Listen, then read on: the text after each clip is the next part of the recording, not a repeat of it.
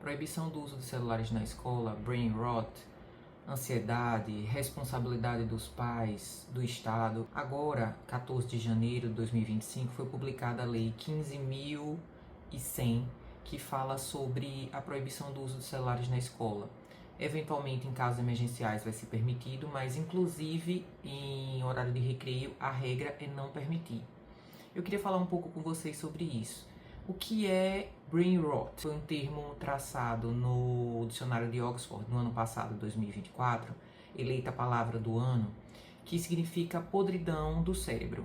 Esse termo remete ao fato de que o uso excessivo de redes sociais, de mídia de baixa qualidade, em que a gente não tem um aprofundamento das informações, as informações são vistas de forma muito superficial, e isso causa um apodrecimento do cérebro.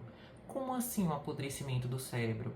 A gente, por não ter um aprofundamento daquela informação, ficar usando as informações, passando as informações de forma muito superficial, o cérebro ele vai perdendo a sua capacidade da rede executiva de planejar, organizar. E aí, por que essa lei foi editada agora? Justamente como uma resposta a isso que vem acontecendo na sociedade e a gente ter o Brasil ser o primeiro país, de acordo com dados da OMS, em números de pessoas ansiosas no mundo. 9,3% da população brasileira, mais de 18 milhões de pessoas, como pessoas ansiosas. E se estima que esse número seja maior porque em 2023 foi feita uma pesquisa que deu um dado de 27% de pessoas dizendo que já tinham diagnósticos médicos de ansiedade. E esse número, entre 18 e 24 anos, foi ainda maior, subindo para uma quantidade de 32%. São números alarmantes. E a gente entende a preocupação da sociedade em regular isso de alguma forma, porque a sensação que eu tenho é que as famílias ainda não entenderam o problema que o uso excessivo de telas, de celulares, traz. Ah, mas eu assisti e não morri. Ah, mas eu assisti... Primeiro, a televisão que a gente via nos anos 80, 90, 2000, era completamente diferente do uso hoje de YouTube, de redes sociais. Por quê? Porque a gente assistia desenhos de 8 a 10 da manhã. A gente via propagandas, a gente via o que passava, ele não ficava na palma da nossa mão, em que a gente fica assim.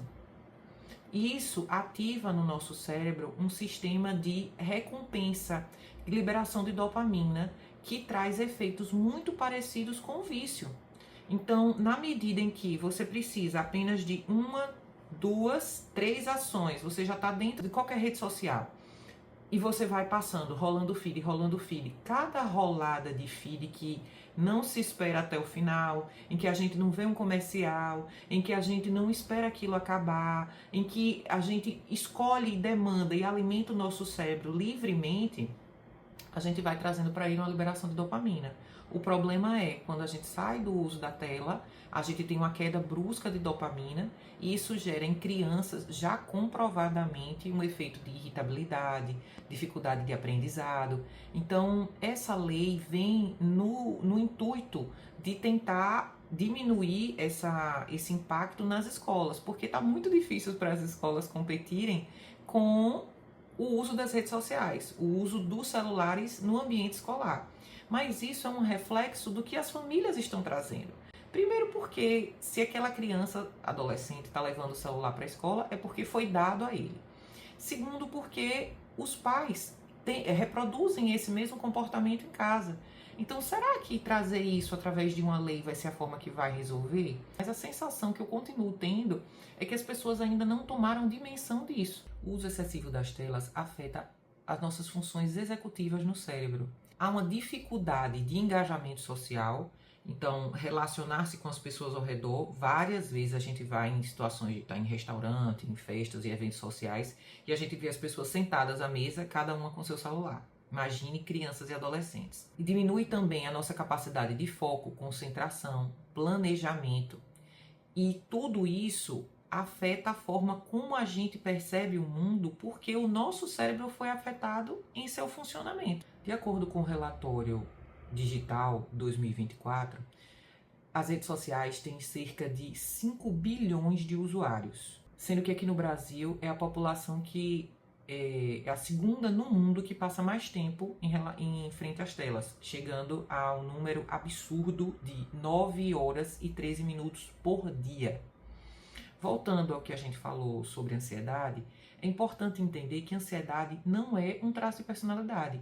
Ansiedade é algo natural e instintivo do ser humano na medida em que a ansiedade ela veio para nos proteger, ativando o nosso sistema de luta ou fuga de predadores. Só que hoje o predador da vida moderna são as telas, são as redes sociais. E não é dizendo que as telas e redes sociais são só ruins.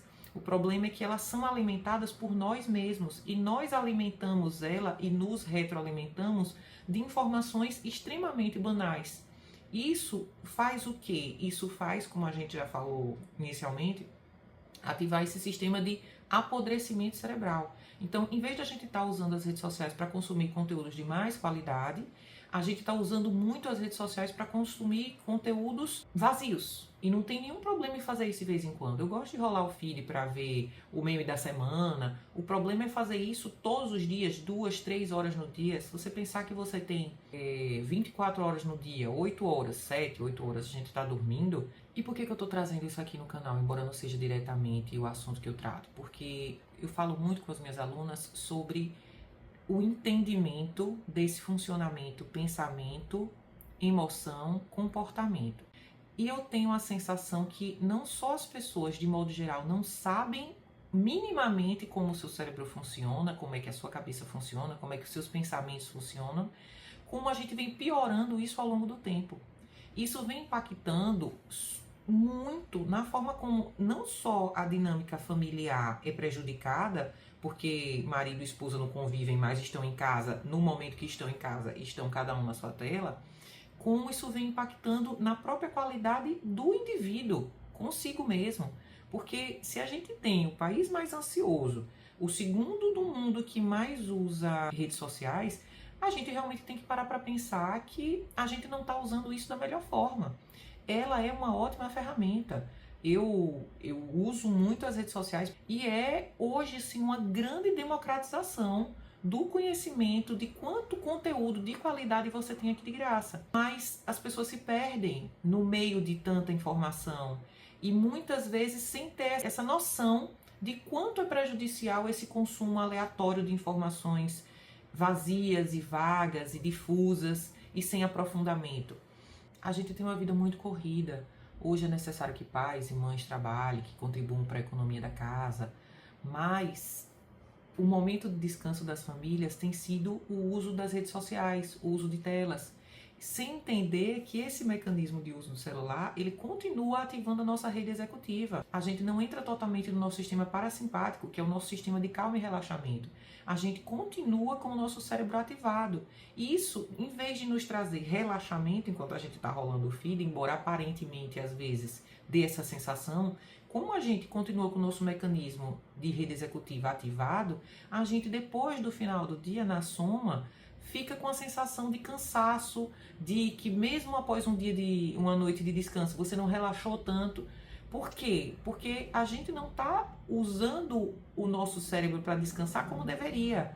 Usar o celular para rolar o feed não é descanso. Eu vim hoje trazer um pouco de provocação, um pouco de reflexão, mas muito dessa necessidade que a neurociência e o esclarecimento sobre isso me trouxe, de que a gente precisa entender como é que os nossos pensamentos funcionam. Eu trago isso para as minhas alunas. Busque isso, esse conteúdo está aí muito facilmente acessível, é só você buscar, a rede social é alimentada do que você busca nela, então se você começar a buscar sobre brain rot, sobre desenvolvimento pessoal, como o nosso cérebro é ativado, mas para você entender como isso afeta o seu dia a dia, como isso afeta a vida dos seus filhos. A gente está hoje partindo mais uma vez para uma lei disciplinar comportamentos, que deveriam, será que não ser regulados pelos próprios pais?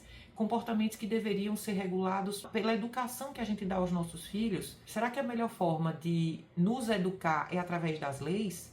Eu deixo essa pergunta para vocês.